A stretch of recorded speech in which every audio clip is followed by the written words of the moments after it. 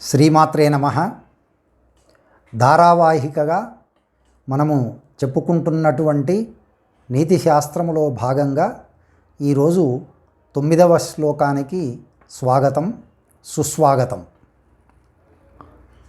వేదహస్తే ధనం దధ్యాత్స్వ భార్యాయాంచ యౌవనం స్వామి కార్యేషు చ ప్రాణం నిశ్చయో మమ మాధవః.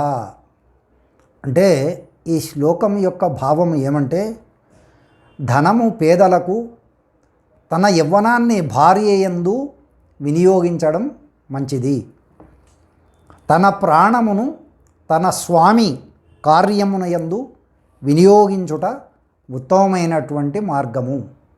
మన యొక్క సంస్కృతి సాంప్రదాయాలను ఆచరిద్దాం, కాపాడుదాం. నా యొక్క ఈ ఛానల్ను సబ్స్క్రైబ్ చేసుకోండి. మీకు తెలిసిన వారి చేత సబ్స్క్రైబ్ చేయించి మన సంస్కృతి సాంప్రదాయాలను తెలుసుకోండి.